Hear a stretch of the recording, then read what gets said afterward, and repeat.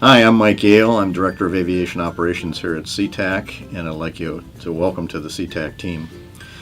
My role as Director of Aviation Operations is to oversee the movement of aircraft, passengers, ground vehicles, and cargo here at Sea-Tac. And so you can think of the operations team mission as we move people.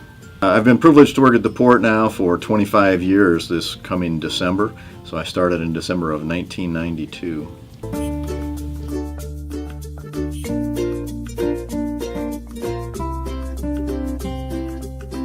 So if you think of the front door of Sea-Tac being the land side, the arrivals drives, the parking garage, and the like, my team would be facilitating that movement of vehicles into the airport, and certainly the cashiers, the bus drivers that convey passengers to and from the rent-a-car operation, the employee busing operation which conveys airline and other airport service workers to and from their work. When you move inside the terminal building, our team is responsible for allocating the resources of ticket counters to the airlines and the baggage claim devices that are here at the airport, so resource allocation. And then as you move out onto the airfield, my team is responsible for the allocation of aircraft gates. And so we do a tremendous amount of work in scheduling aircraft arrivals and departures across the 82 gates that we have at Sea-Tac. And so a lot of resource allocation as well as frontline customer service.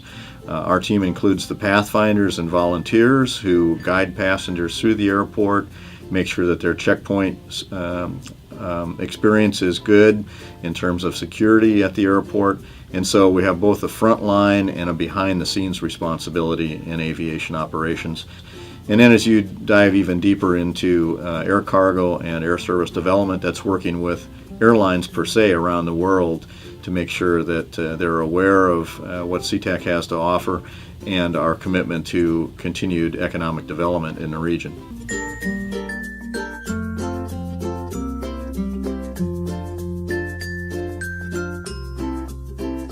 Yeah, the first job I had was painting houses in Illinois in the summertime. And so I had a small business of my own where we would paint residential houses, and that was during my teenage years. That and baling hay were the first two things that I did for employment.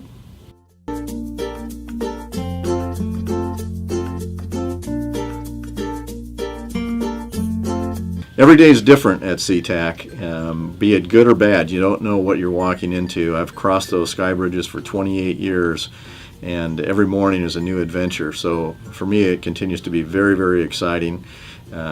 We've always been engaged in the business end of things as well as customer service, and very frequently in irregular operations. So I've been the incident commander for 9/11. I've been the incident commander for the Nisqually earthquake, and those are days that stand out in memory and are not too frequent, but nonetheless are part of the composition of this job.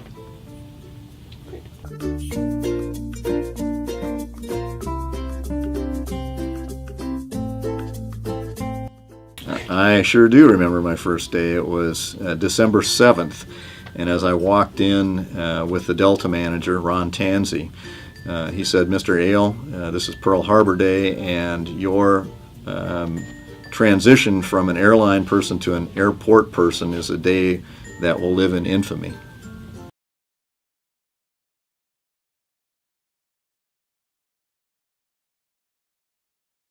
I was privileged to know at an early age what I wanted to do, and that was aviation related. So I started flying in high school, actually when I was a senior in high school, and then it took me a few years to get to college and pursue that dream, but it was obvious from the time I was 17 years old that I wanted to be in aviation.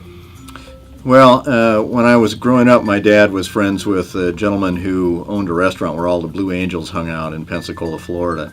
And so the Blue Angels inspired me, as well as my brother who worked for Pan American Airways. And so I knew air transportation was the way to go.